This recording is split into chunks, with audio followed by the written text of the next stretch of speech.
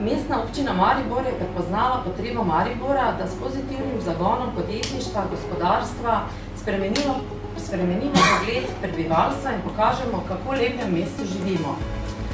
Iz lastnih izkušenj vam povem in vem, koliko energije je potrebno za zagon podjetja, zato še posebej podpiram vaš napor.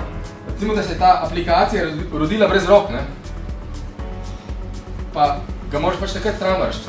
A bi ti že prej lahko gotovil, da je ta otrok brez rok, ne? Da je v bistvu market feedback, ki pomeni, da brez rok ne bo v redu, ne? Seveda bi, ne? Že po enih 2 mesecih je že jasno, da je otrok brez rok ali pa brez nog, ne?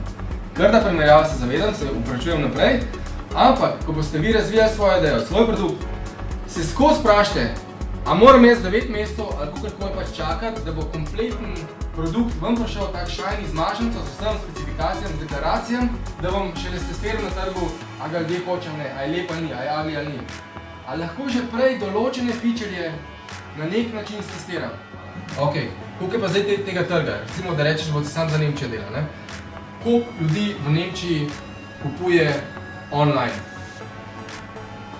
Ta podatek, ko si v tem biznisu, če se greš to resno, moraš ta podatek takole dati nam, ne? Jaz ga nimam, on ga nima, ampak ga moraš nekje dobiti.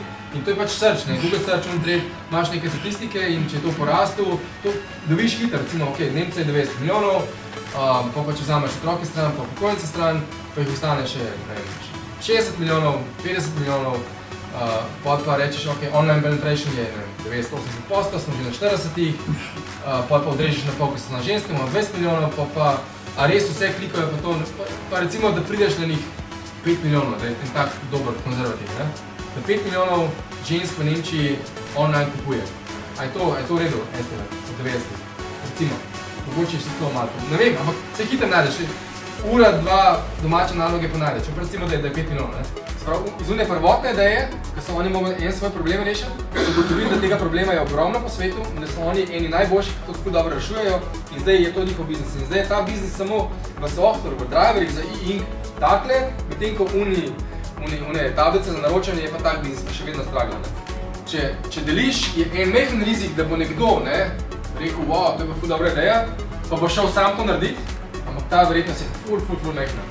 Ker najprej ti si ful bolj zaljubljen na to idejo, ti si že ful dolg časa že razmišljal in si že ful nekaj korakov naredil in se zmotil in ti boš vedno par korakov naprej, če boš res entuzijastično delal. Nekdo, ki je to najprej slišal, rekel, aha, super fajn, pa bo recimo, ne vem, tekst kopero pa probal narediti, ti boš vedno par korakov pred njim. Razen, če ne bo ta ful ultra ekipe financiranja dobil, pa te bo pa prehitelo. Ampak verjetnost je res majhna.